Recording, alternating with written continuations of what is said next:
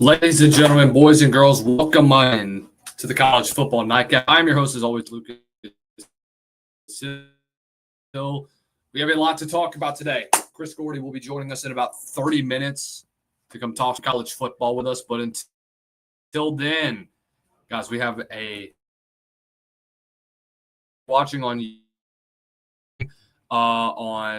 here on Twitter. Guys, y'all do me a favor. Y'all let's share, and let's subscribe, as well as turn on those bell notifications so that you are notified for every time that we post a new video here on the College Football Nightcap. We're going to be going through a massive rebrand following the season, so we will still be College Football Nightcap, but until then, we will have a bit more to talk about. A couple of new things to develop today. So we already have one bowl game that has been set up. Apparently, San Jose State and South Florida will be playing in the Hawaii Bowl. The Spartans actually played in the Hawaii Bowl last year. South Florida has never played ever in Hawaii. That game will be set for Christmas Eve at 8 o'clock at 8 o'clock Eastern time. Going to be fun, guys. Going to be really, really fun. So it's going to be a pretty interesting time. It's going to be a pretty interesting couple of weeks for the world of college football. Obviously, we will be keeping up with this and a lot more around the world of college football as we continue on. Guys, we had some more updates come across from the transfer portal. Apparently,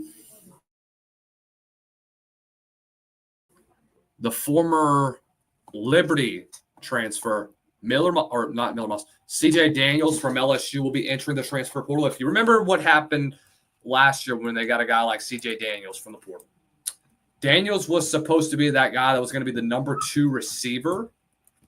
But overall, he had a fairly decent year, 42 catches, 480 yards, didn't score anything a year after he had 10 touchdowns. But really hasn't gotten – you've seen his production kind of decline ever since the Arkansas game. I know that he really wasn't a big factor throughout the majority of the year. He had a good stretch from the Nichols game all the way up until Arkansas when he was a big factor during those couple of matchups. He didn't play in the Ole Miss game because of injury, so obviously that hurt to have that. So, I don't know, man. Well, it's tough for a team like LSU, but at the same time, guys, I mean, you don't know what's going to happen throughout the rest of this year with a team like LSU with their receiving core, which obviously you saw a lot of guys step up. You saw guys like CJ. Not just a guy like CJ Daniels. Obviously, it's tough to lose a guy like that. But when you have guys like Aaron Anderson that stepped up in big-time situations, when you have guys like Kyron Lacy that stayed consistent throughout the majority of the year, and you have that depth that you needed at that receiver position. So does it really affect LSU at all? I don't think so. It shouldn't. Obviously, you have to address it when you get to the portal. But other than that, guys, it gives you an opportunity to get more opportunities to get playmakers involved, to get guys like Chris Hilton Jr. back healthy. And I think you saw a lot of his production. That's primarily why he decided to enter the portal, is because when Chris Hilton came back healthy, I think that's when people started to realize that he was going to end up taking a step back in his role. So that's kind of why you're seeing Daniels enter the portal right now. Not to mention that, but when you also look at what happened throughout the majority of the year, I think you saw a lot of that. Some other news, Deshaun Womack has entered the transfer portal. I said this early on during the season. I said this before the season even started on a live show, that I thought Deshaun Womack should be starting over a guy like either Paris Shand or Savion Jones. I didn't think that he should have had his role depleted because I know last year he showed signs of potential. He showed signs that he could break out at any given time. He just hasn't gotten the snaps in. And with the season that Braden Swinson and Savion Jones and yeah, hell, even Paris Shand at times because dude, Paris Shand beat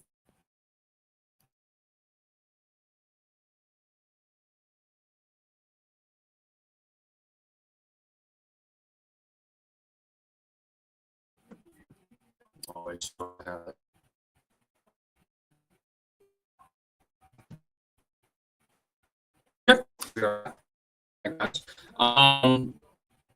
But yeah, it's how that happened to your game. Start to have all that,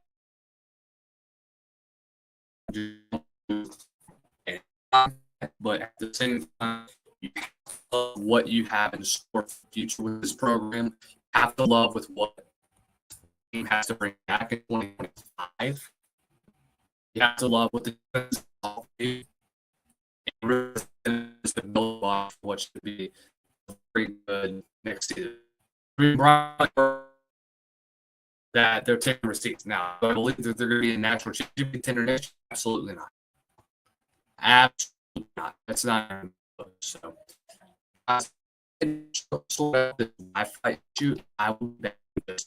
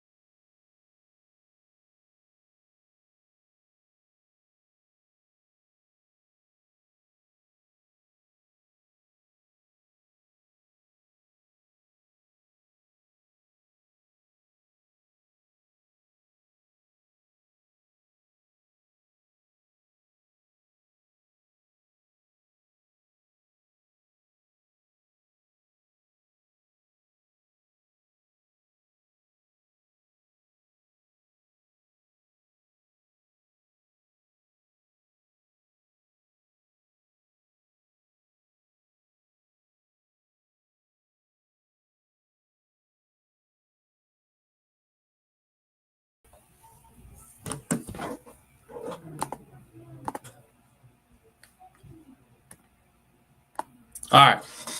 There we go. Kind of got something going. Let's check and see what our quality looks like over here on the Twitter sphere. There we go. We look a lot better. Look a hell of a lot better. Guys, I apologize for the little delay. But, guys, we have a lot to talk about today. I know that there is a lot going on around the world of college football.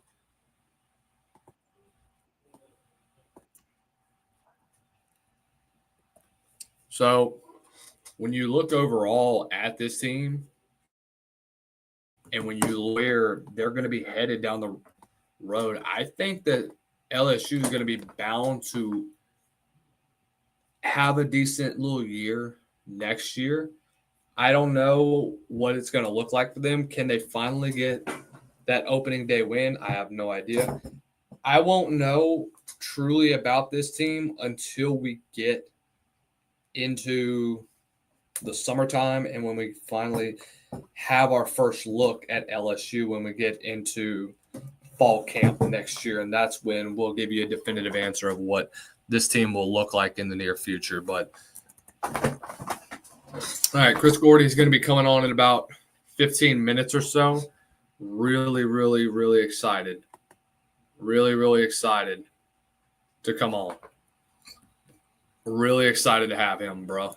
Like it's last time we spoke, I was on with SEC Unfiltered, and it was a trip.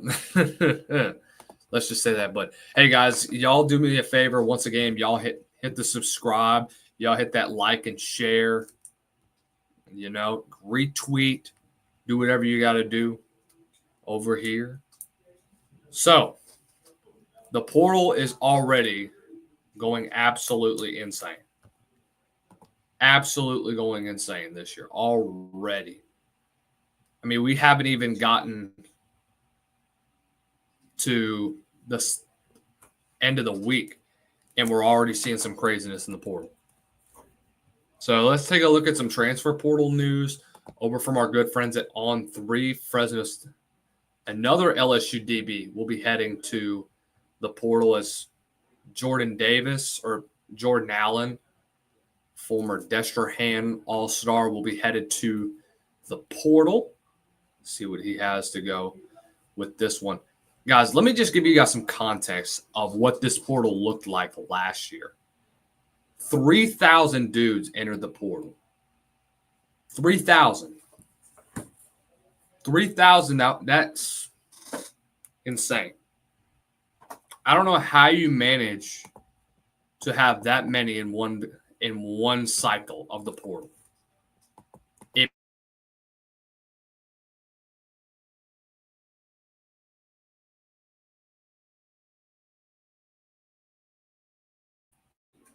All right, had to reconnect to another Wi-Fi thing.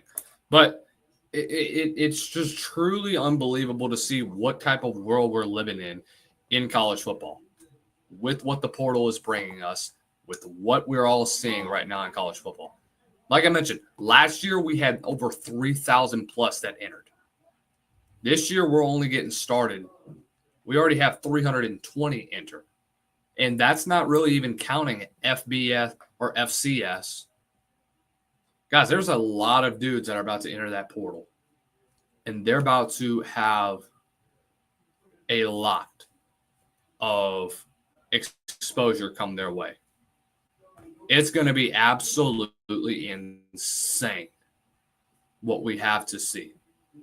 Because I'm excited for this. I am excited to get to experience this. You know, people can hate on the portal and all, but guys, you have to understand this is the new era that we're living in here in college football. You're going to have to experience what it is in the portal. You're going to have to deal with dudes going in and out every other year. Unfortunately, that's the case.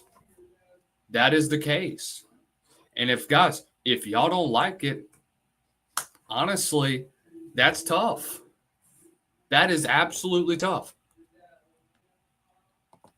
So let's go ahead and take a look at some of our top guys that are actually in the portal already with a couple of stars. A couple of big names already, specifically on the side of FIU too. Like FIU's got some dudes that entered the portal. Bangley Kamara already entering the portal. He's headed out to Kansas over from South Carolina. Was at Pitt last year, then entered the portal yet again. He actually entered the portal this past year. Now he's headed back out to Lawrence, Kansas to go be with Lance Leipold and company. Hezekiah Masses with FIU. They have like 3 or 4 FIU dudes that are just on this road. The same thing.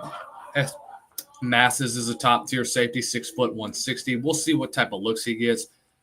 Wide receiver Donovan McCulley, 6'5", 195-pound senior. Keon Jenkins. You're going to have to go over guys like that. Keon Jenkins is a guy that you're probably going to have to look at because he can throw the football. He's very electric with his feet and knows how to read the field down the field and really good overall. Cole Wisniewski, top-tier safety from North Dakota State. You're going to have to look at a guy like that. Probably could end up at another Big Ten school, maybe even a Big 12 potentially. We'll have to see. I'm not sure, to be honest with you, but we'll just have to see with that one. Colin Weber, one of the top tight ends. Guys, Colin Weber's a dog. He just got an LSU offer not too long ago, and he literally just entered the portal a couple of days ago. He officially dipped in last night, but today is when you really start to get those offers out there. Corey Robinson, Eric Rivers has been getting some attention, and then obviously everybody knows about Miller Moss. Where will Miller Moss go? I have no idea what's a good fit for him. To be honest with you, a guy like that with what you have in the portal right now, he's 22 years old. I think you would have at least 1 year of eligibility remaining. He said he's eyeballing a championship caliber team. So to be honest with you, he'll be a grad transfer, by the way. So it would not surprise me one bit if Dan Lanning tries to go after a guy like that. Either that or he ends up somewhere like probably a mid-tier Big Ten team or he probably might end up in the ACC, to be honest with you. I'm not really sure, to be honest, but I guarantee you this. Miller Moss is probably going to want to stay on the West Coast. Would not surprise me one bit. The guy's from went to high school in California. He's from Santa Monica, went to Bishop Alemany. 4-star prospect. I think he initially attended Loyola High School and then went out to Bishop Alemany. Alemany's gotten a lot of guys that's come from that school. Guys, y'all make sure y'all tune in to today. Got a lot of stuff going on. I mean, the transfer portal is just going to get crazier from here. I hope you guys realize that. And I hope you're prepared for what's going to happen. Let me talk about rivalry week real fast. Because I just finished doing a package on this for our channel. But you guys have to realize that in today's age of college football, you're in an expanded playoff field.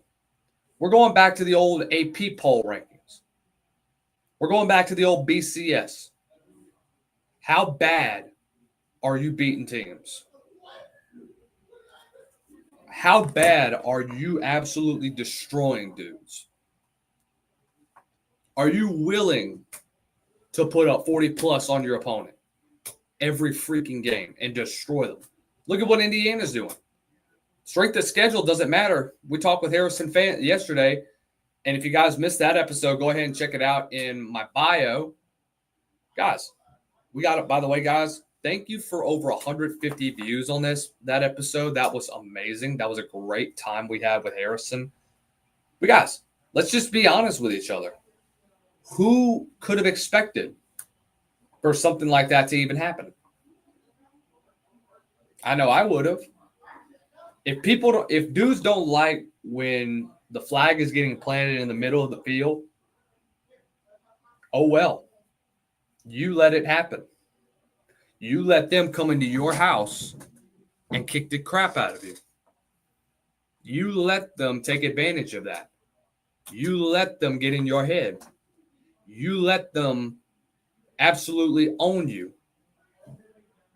Absolutely just destroyed any momentum, any chance of you even coming close to winning a football game. The NC State North Carolina game. You let it happen. If you don't like it, you better go into the offseason and you better have a renewed mindset. But here's the thing about it all. Get ready, because the flag planting in the middle of the field is about to go. I'm telling you, the NCAA is going to come together.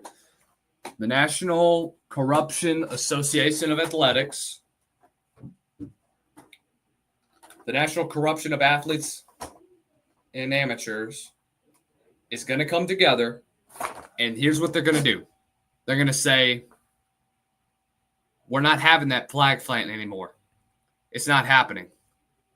It will never happen. Again, in the world of college football, it will never happen again. Because people get offended whenever you get the flag planted. When, to be honest with you, you deserved it at the end of the day. You deserved it after the ass kicking that you got. If you don't like it, then don't let it happen.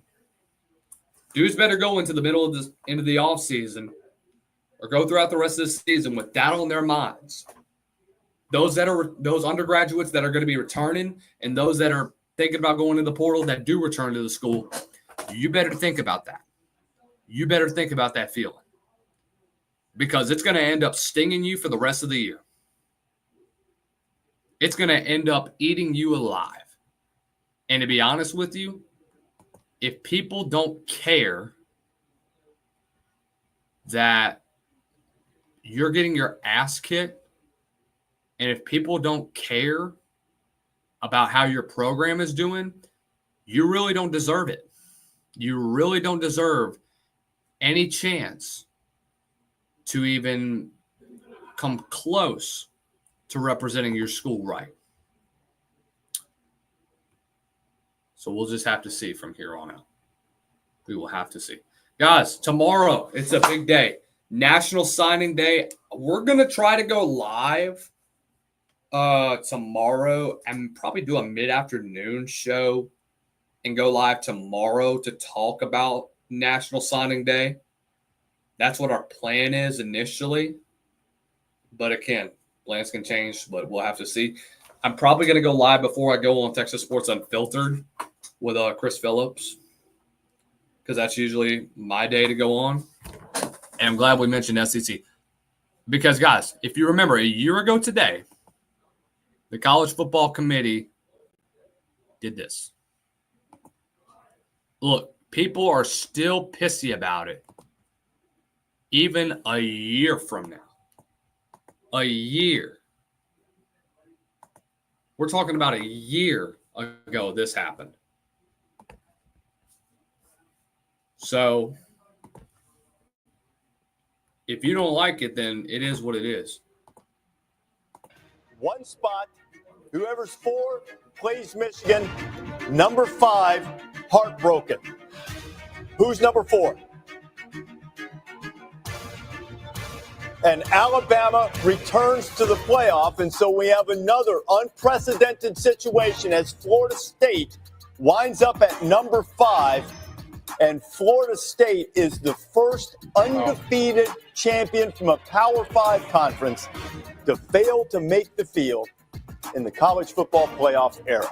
Wow. We're heartbroken, devastated, and I'm sure there is a lot of anger in Tallahassee as a result of this. Just a terribly unfortunate set of circumstances that left Mike Norvell, who has done a fabulous. And look where they are now. 1 or 2 and I think they went what? 1-9 or 2-1 and no, they're 2-11. They're the 2-11 or 2-10 this year.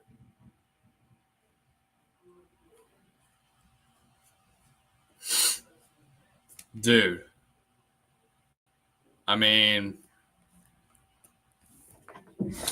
at the end of the day, you knew what was going to happen.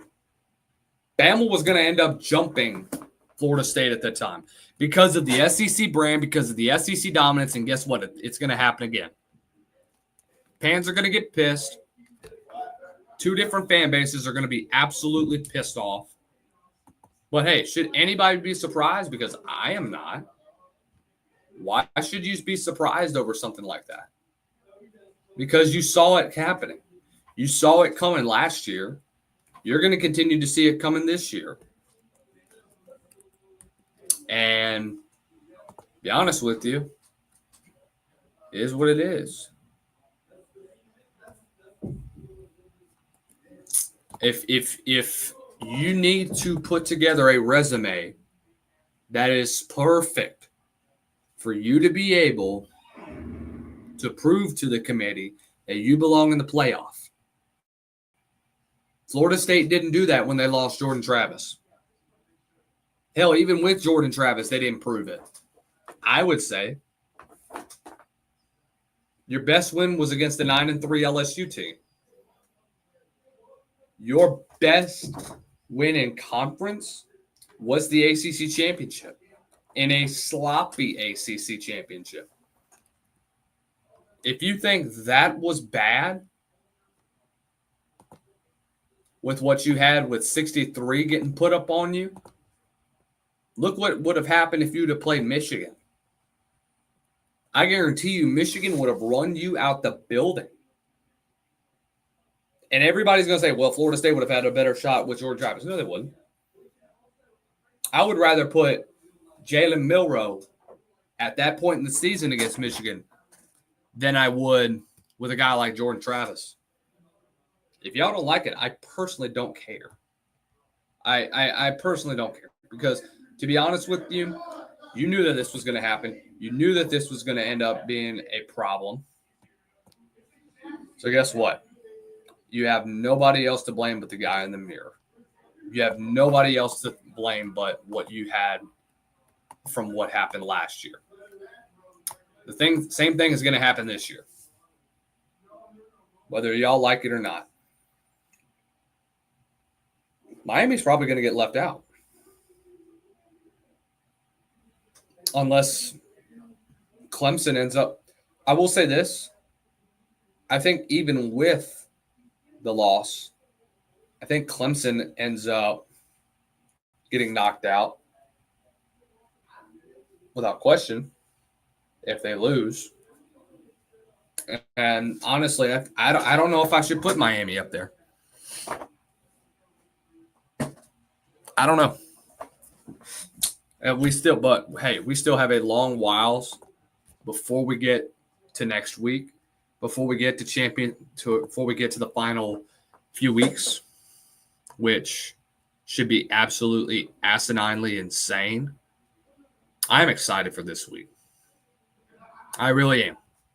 Because I'm telling you what, I would rather put a 3-loss SEC team over a 2-loss Miami.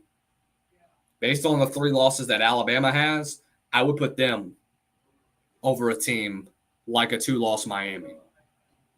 Because there's no doubt in my mind about the strength of schedule that Alabama has so far this year compared to Miami's. It's head over heels above that.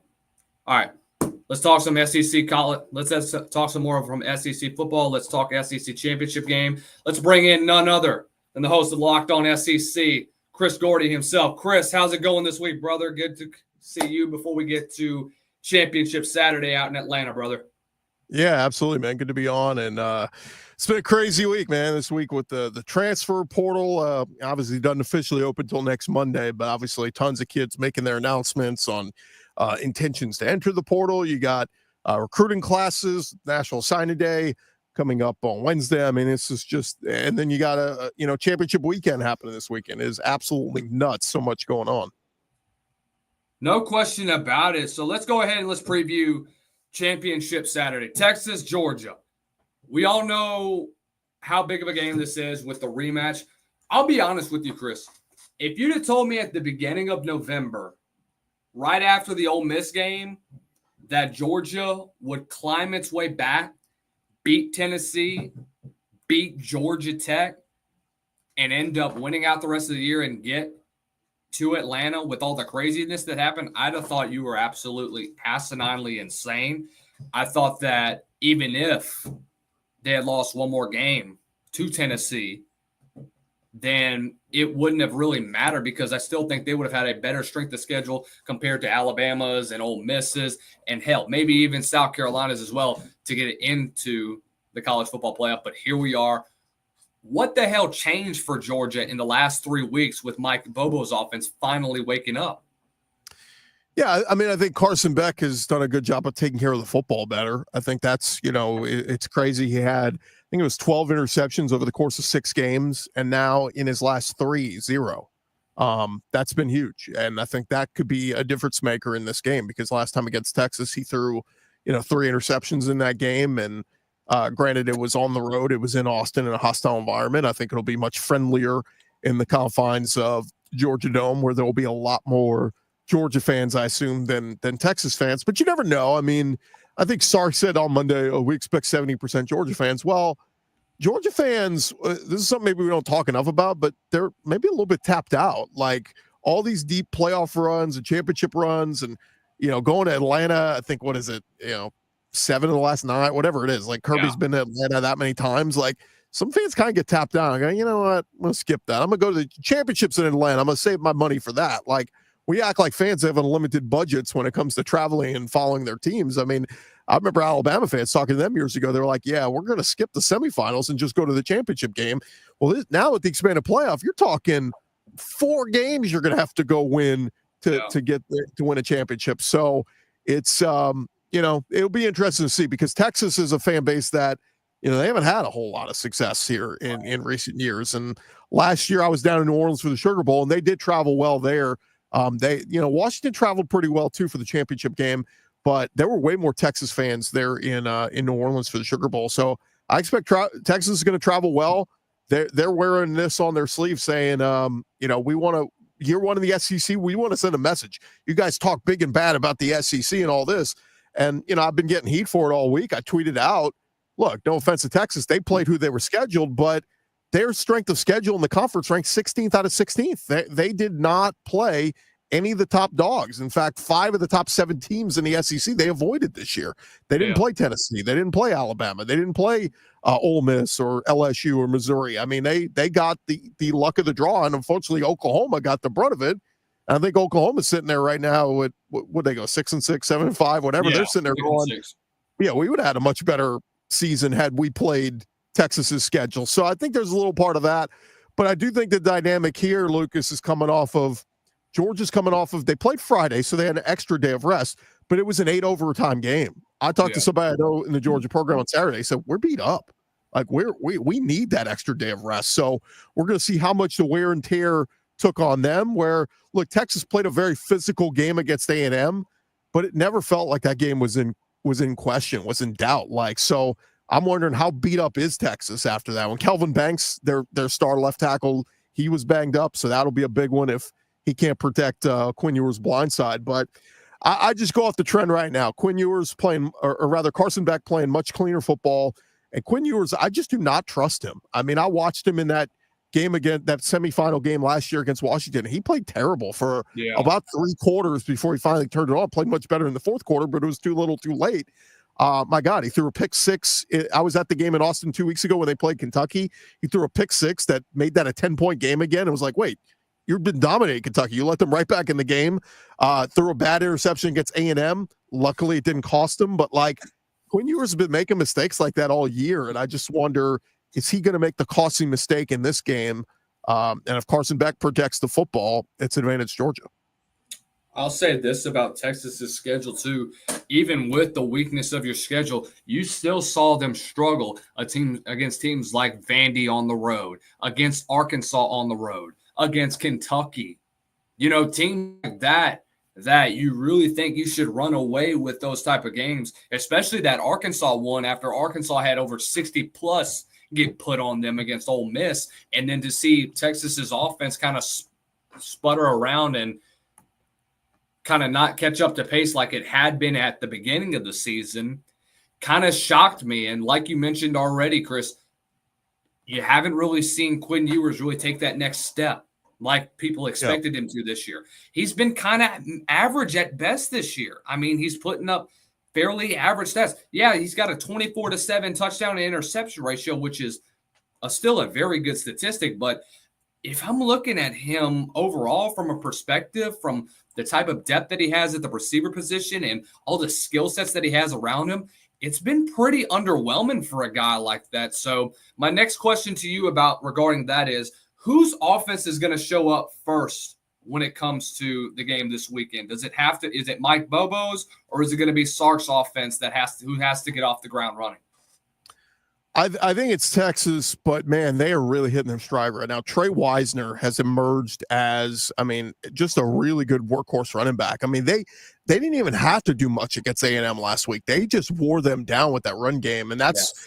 He went buck wild against Kentucky, ran for like 158 yards. Kentucky had made that a 10-point game, and they're like, we just need a stop. They couldn't get a stop. Texas said, we're going to tell you where we're running it. Okay, we're running it left. You ready? Hey, we're running it right. You ready? And Kentucky could not stop them. And kind of the same thing with A&M this past week. So if they're running the football like that on Georgia, we'll know real early on. If they're able to do that, they're going to have every chance in the world to win this game.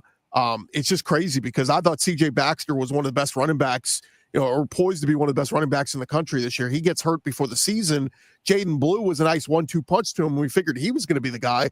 Well, he had fumble issues. They wanted to make him the workhorse, but he couldn't hold on to the football. And somewhere here in these last 6-7 weeks, Wisner has emerged, a sophomore that they didn't even think was going to play much. Yeah. He emerged, and he's become that workhorse. And I want to say he's fourth right now in the SEC in rushing yards. Like, he's come out of nowhere, and that has been the big catalyst for this Texas offense. If they're able to run the football like that on Georgia, it's going to be a long day. On the flip side, Georgia's going to be without, it sounds like, Trevor Etienne again, that Kirby kind of said Monday. He's not even close.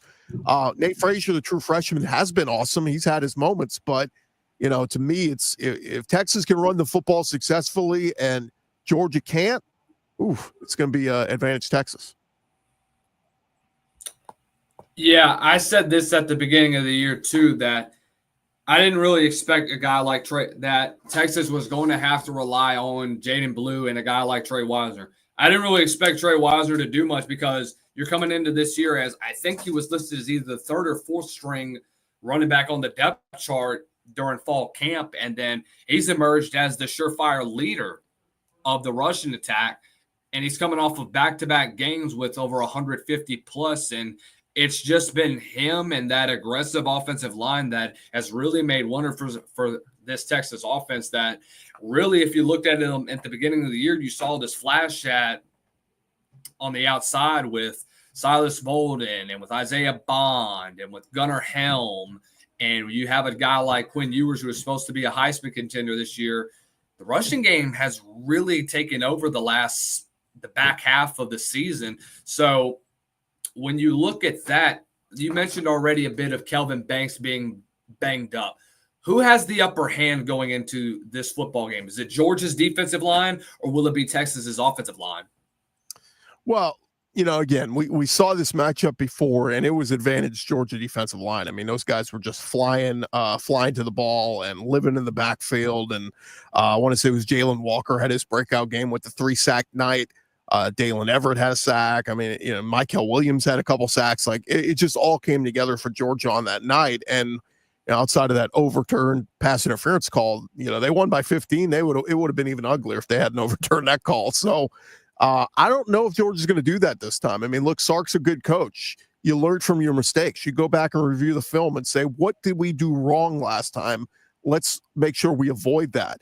Is that going to be maybe some run stretch plays to kind of get outside the box? Is that some quick throws from Quinn Ewers, some bootleg action, get the ball out quick so that, it doesn't allow the Walkers or whoever to get into the backfield. So we'll see. Again, like I said, I know Sark is a good coach, and I think I saw the stat. It's not been since the early 1900s that Texas has lost to a same opponent twice in the same year. Now, granted, how often do you play the same opponent twice in the same year? It rarely happens, but it was A&M, and it was like 1909 or something. So it's been a long time since Texas has lost to the same, a team twice in the same season, and that's what Georgia's going for this weekend. I'll say this with Georgia, you have to get off to a better start on offense. And I think over the last 3 weeks of the season, you've seen this offense be much more fundamentally sound than you did the first couple of weeks or the first half of the season. Because Carson Beck was trying to force balls into tight coverage. He was trying to play hero ball. And you can't do that. You can't do that with a guy of his skill set. He's a guy that is going to have to be comfortable in the pocket. But when he gets on the move, it's kind of concerning if you're a Georgia fan, because you know how inaccurate he is whenever he does go on the run and whenever he is under duress. So I think that with help from his offensive line, now that everybody's back healthy, now that you got Tate Ratledge back off of injury list, now you got him back into the starting lineup. Now you're going to be much more comfortable in the pocket. And I think this is going to be a much more clean Georgia offense than what you saw initially at that beginning of that first Texas game at DKR. Look at this past week. I mean, they got Dominic Lovett involved. He had 2 touchdowns. They got the tight ends involved a little bit more. Oscar Delp had a touchdown. Lawson Lucky had a couple big catches. Cass Jones out of the backfield. So, yeah, it feels like right now that they're kind of – and Aaron Smith had some monster drops too. I mean, multiple times in those overtimes that Georgia could have just put this one away and it ended up going 8 overtimes. So, yeah, I think you're right. I think this Georgia offense – even without ATN, might be in one of the better spots they've been all season, just in terms of all the weapons kind of gelling at the right time. And Nate Frazier is a guy that has really burst onto the scene. I mean, that first game against Clemson, you could tell the potential that he had. And I didn't expect him to play as many snaps as he did the remainder of the season. I thought it was going to be ETN the rest of the way. But with ETN being hurt, I mean, he's been so much better than what has been advertised. And it's been awesome to see a guy like that, knowing that the future that he has in Athens, Georgia. Hell, you mentioned some of the key receivers that have gotten big catches down the stretch and made some big plays. London Humphreys has come up clutch in a couple of big situations. Came up clutch against Tennessee with some big time catches. Last week against Georgia Tech had a huge catch, I think in that first overtime, in the overtime period, that got them to go to, I think it was after that first, or it was the second overtime that they forced it into a third one. But either or, you have weapons around you that you can use despite all that you lost during the season because of criminal charges. You're still a deep team, and you're still a team that really is going to be very dangerous in the coming few weeks. And to be honest with you, I don't think they're going to get punished even if they do end up losing this football game. I still think they end up getting into the college football playoff, even with 3 losses. That's what everybody has said. I just say be careful with that. Don't tempt fate. If you're Georgia, go win this game. You're in. You get a first round bye. Like, go take care of your business. I don't want to sweat that thing out and start having to argue about, well, we were the second best team in the SEC, but we got 3 losses. Like, I don't even want to get into that debate if I'm Kirby and I'm Georgia. Look, Kirby was loving all the talk all week. Everybody loving on Texas coming off the win over A&M. Everybody saying, what's wrong with Georgia? Oh, my God, it took them 8 overtimes to beat lowly Georgia Tech. What's wrong with them? Kirby is feeding that into that locker room all week long and saying, nobody's giving you guys a chance. They've been doing that all season, and that's what's been their fuel this year. And I love it when Kirby does it like that, because you heard his post-game presser or his interview with, I think it was Molly McGrath following that Texas game. That's the type of attitude that you want your coach to have down the stretch of his season. Let's talk a little bit about outside of the SEC. I briefly mentioned Georgia potentially getting in with 3 losses. Based on looking at what we have right now with 3 SEC teams likely getting likely being a participant with a 3-loss SEC team, let's just be honest, it's inevitable. It's going to happen. In year 1 of the 12 team, it's going to happen with either Alabama, Ole Miss, or South Carolina. And if we take the resumes and put them all together, Alabama tops them all. Despite the loss to Vandy, despite the loss to Oklahoma, despite the loss to Tennessee, when you look at brand recognition, when you look at just school name, and when you look overall at what you have in store, Alabama unfortunately clears them all. As good as Ole Miss performed throughout the rest of this year, as good as South Carolina is now, it's very tight between Bama and Ole Miss for the final spot. But unfortunately, because of that brand recognition and because of the legacy that Alabama brings, the committee may ultimately choose Alabama. Will they ultimately do it? I have no idea. I'm in that room deciding. Chris, who would you pick out of those 3 SEC teams to potentially get that final spot in the college football playoff? Yeah, I mean, look, I'm not with you on that Alabama loss at Oklahoma is still so fresh to me that they couldn't score a touchdown for the first time in a long time. Like, got their butts whooped 24-3. And then that same Oklahoma team gets wiped off the floor against LSU last week. I can't look past that. You won the Iron Bowl 28-14, but Auburn was in that game. You kept giving them the ball, turning the ball over Jalen Milroe left and right, and like giving Auburn every opportunity. Kudos, you held them out of the end zone and they didn't capitalize. But I just think like total body of work. I think the playoff committee needs to start, like what they're trying to do is reset everything and go, we're going to look at the full season from start to end. I think there's something to South Carolina being on a 6-game heater. Because we do it with the basketball tournament. We always, in the basketball tournament, the committee gets in the room and they go, yeah, this team's won 6 straight. They're red hot. This team, we're going to move them up to a 4 seed because, like we do that with the basketball tournament. Granted, it's way more teams. It's a field of 64, now 68. Here we only have 12. But like, I'd make a case, South Carolina, the way they've performed the last 2 months has been way more deserving than an Ole Miss or an Alabama. But you're right. You said it. Brand recognition. Alabama brings eyeballs. That helmet, the crimson helmet, even with Nick Saban gone, people still recognize that brand. Now, Kalen DeBoer, if they get in, fall flat on their face and get spanked by a Notre Dame or something, I keep telling Alabama fans, be careful what you wish for. Is that how you want to end your season, with Kalen DeBoer losing 4 games and getting your ass beat in a playoff game? Like, because let's be real, it could happen. Milroe's played not great all season, and the defense, that's not a Nick Saban defense. Like, so they like, just be careful. Like, if I pose this to Alabama, would you rather get in the playoff and you get your butt spanked by some team you have no business losing to, or you don't make the playoff, but you go to like a Citrus Bowl and you beat a Michigan by like 30? You feel way more great. Hey, look, it was a tough year 1 for DeBoer, but you feel way more positive and optimistic about the team going into next season. Yeah. It's weird because the Citrus Bowl does nothing for you. It doesn't mean a thing, but it just gives you some confidence going into the offseason as opposed to losing a playoff game. So, again, I think you're right. If some things happen here and SMU beats Clemson and maybe knocks Clemson out of the picture and some other weird things happen on conference championship weekend, it could open the door for Alabama, and we'll see where they are in the rankings. But I just tell Alabama fans, do you really believe in your heart of hearts that this is a playoff team that can do some damage? I know it's like the big dance. You just want to get in. We'll see what happens. But how much confidence do you have in this Bama team to do damage? I have very little. Do you see a 2-loss Miami team getting left out? It's tough, man. I mean, there were 6 in last week's rankings. That was a good Syracuse. I know people will poo-poo it because Syracuse, but they jump into the top 25 rankings with that win.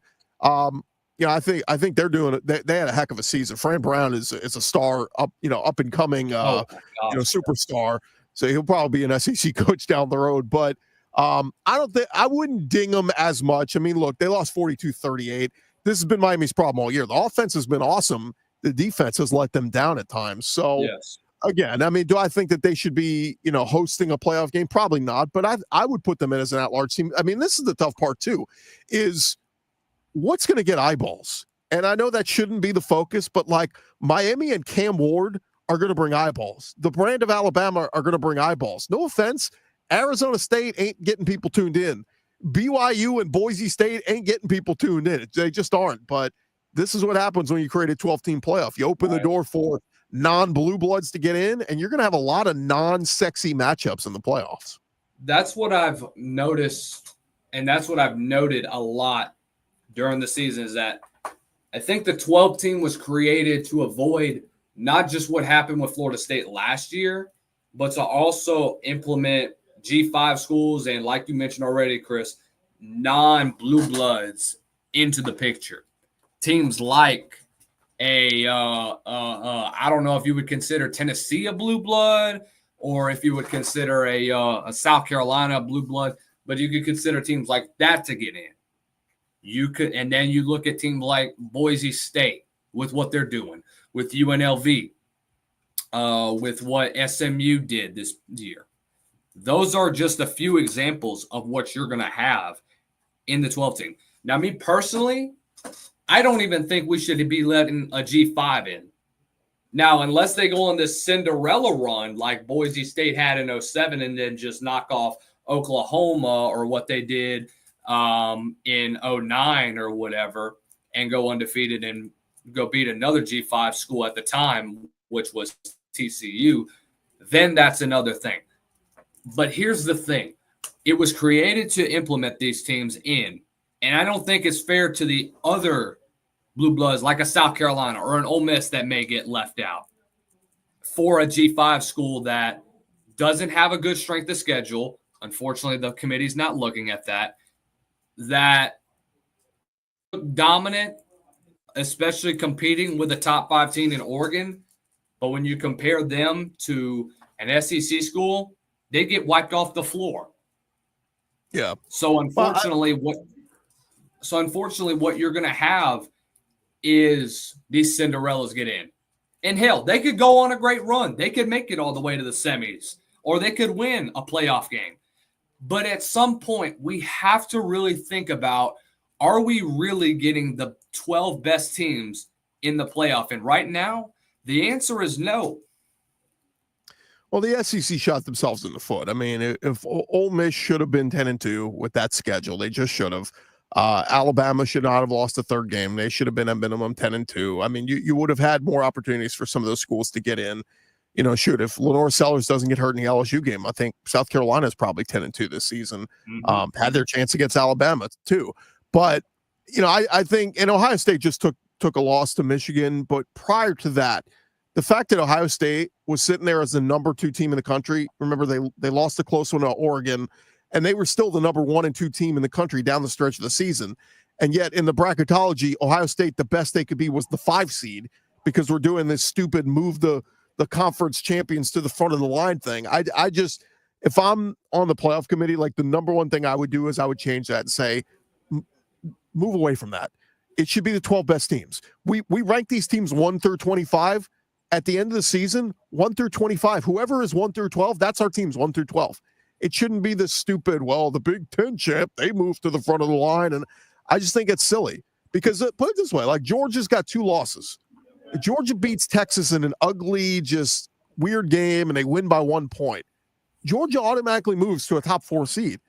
I can make a case maybe Georgia doesn't deserve to be a top 4 team. Like maybe they should be 5th. But by this stupid letter of the law, they're gonna be one of the highest ranked conference champions, so they're gonna move to the front of the line. And I just think that's silly. And we're rewarding, right now it's projected that Boise State as the Mountain West champ would be ahead of whoever wins the Big 12, and so they would be a top 4 seed. That's stupid. I hate it. Yeah. When we talked about this playoff, the fact that they're even projected for a Boise and a SMU to be top 4 seeds in the tournament, I think is absolutely silly. So the first thing I would do is I would do away with moving the conference champions up and just say 1 through 12. And then I send a message to teams like UNLV and Tulane and whoever that want to vie for a spot, I say schedule tough. If you go undefeated in an American schedule and you're 12-0, I'll put you 12.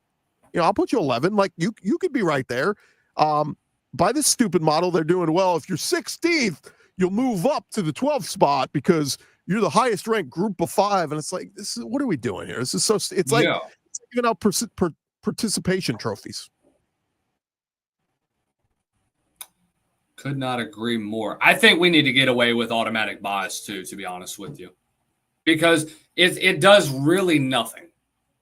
Because you're going to get a buy from a Boise State or an SMU or a Big 12 champion like Arizona State or a BYU. And what is the advantage there? It doesn't make any sense to me why we're having these automatic buys, because it's not really helping anything. Like you mentioned already, Chris, these jumps ups from where you have a 16 to getting into the final spot in the playoff makes no sense. Put the 12 best teams in and vie yourself for a playoff berth. Make sure that you prove to yourself, to the committee, and to the rest of the world of college football that you are truly one of the 12 best teams in the nation.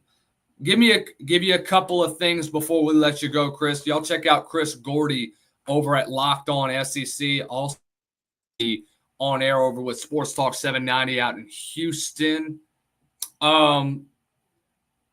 When you look at right now what's going on in the transfer portal, a couple of dudes from the SEC have already entered, guys like CJ Daniels that has already in. And I think the biggest reason, I mentioned this briefly before you came on, that I think Daniels came in because of the depth that you have right now. Aaron Anderson had a breakout year this year. Chris Hilton's finally starting to get kind of healthy. He had a great game in the final game against Oklahoma with 2 catches for 2 touchdowns. What's an ideal place and what's an ideal transfer that you could see up into the SEC, and who could be a difference maker for a team like that and potentially be the next great transfer superstar in the SEC?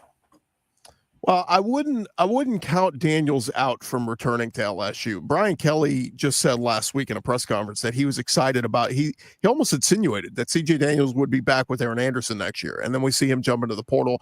I almost wonder if that's a money move. Like, is he trying to negotiate a little bit more, a bump in pay from LSU? Because all signs point to Garrett Nussmeier is going to come back next year at LSU. Becomes automatically one of the most experienced signal callers in the SEC next year. And you're going to lose Kyron Lacey, who's a senior and graduating, but you would bring back Aaron Anderson, you bring back Chris Hilton, and if you had CJ Daniels in there, that'd be an incredible compliment. The only thing I could think is maybe if he is on the outs, that he wanted more targets, and I guess, all right, well, where are you going to get more targets? Tennessee, South Carolina, maybe. I mean, there's other places he could go, but I'll be curious to see how that one plays out. But one of those names to keep an eye on, Concepcion, the receiver from, I think it was NC State. There were some links to possibly Alabama or Auburn for him. I know Auburn's quarterback room has been cleaned out.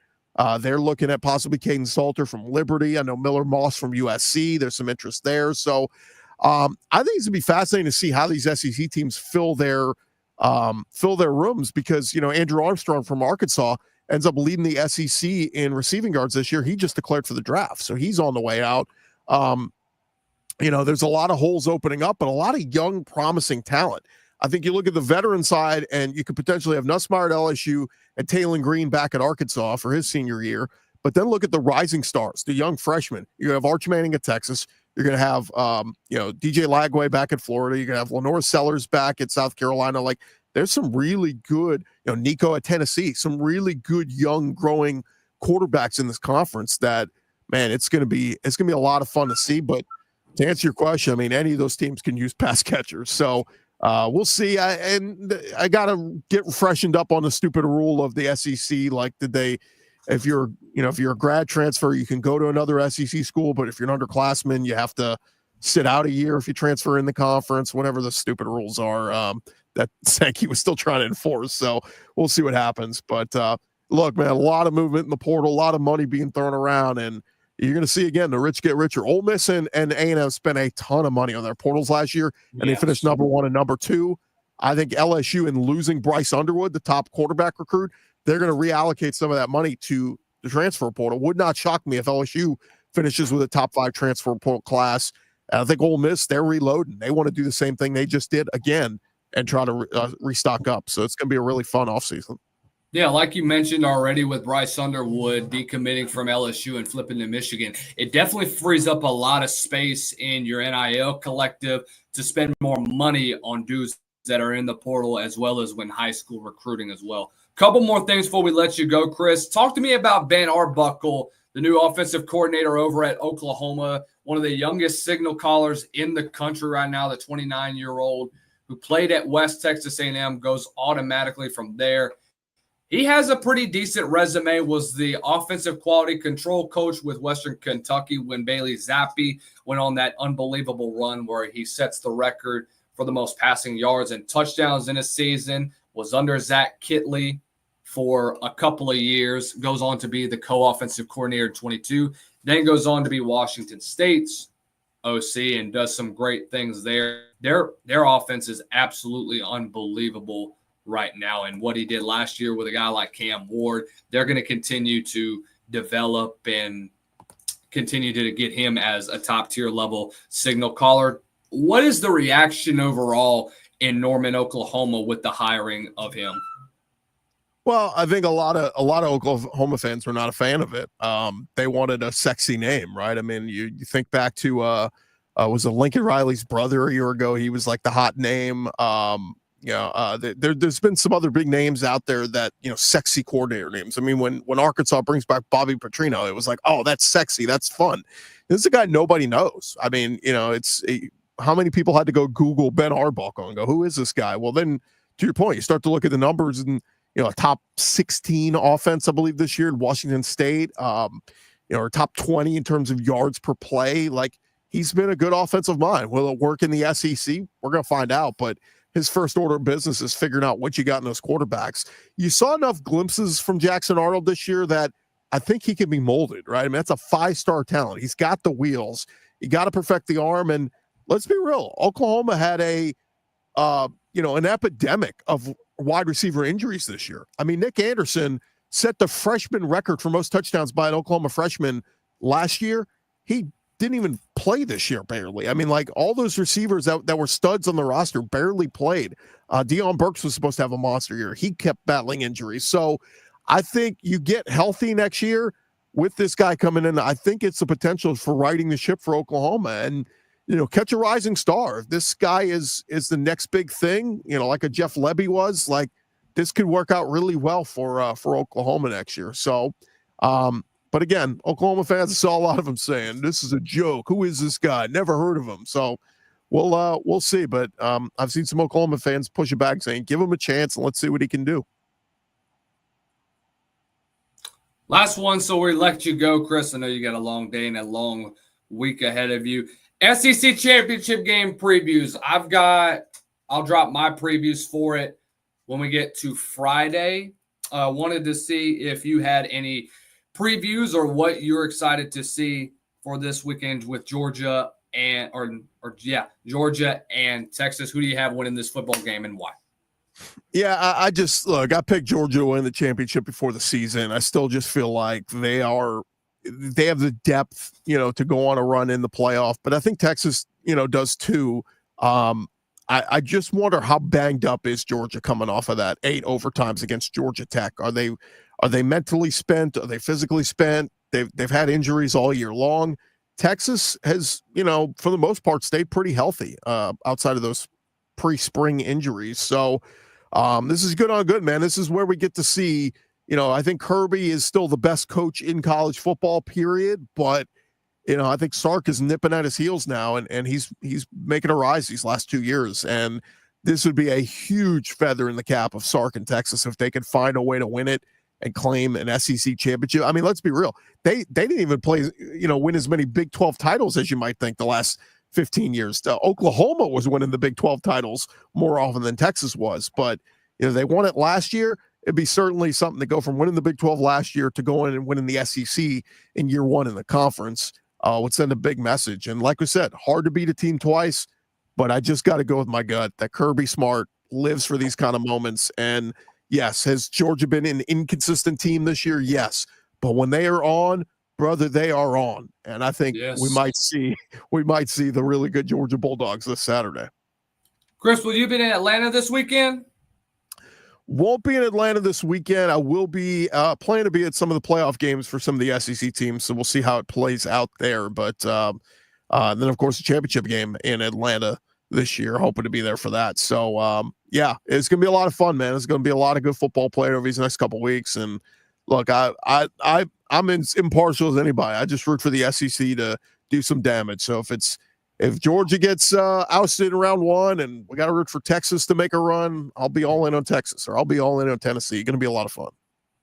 Chris Gordy of Locked On SEC joining us here on the College Football Nightcap, a little early edition of such. So, Chris, have a great rest of the week, brother. Let's have a great championship weekend, and hopefully we don't have any more controversy as we do when we get to Selection Sunday, but we all know that's inevitable. Have a good one, brother. Awesome. Thanks, dude. Appreciate it. Chris Gordy, once again, hopping on with us here on the College Football Nightcap. Guys, thank you guys for all tuning in once again for here on the Nightcap. Final audience count today. We had we had 18 of y'all. Not a bad little day. Not a bad little day at all. Never a dull moment when I get to spend some time with the viewers. Thank you guys for tuning in once again. And until next time, have a great day. Hope the rest of your day is as good as it is. And we will catch you all next time on the Nightcap.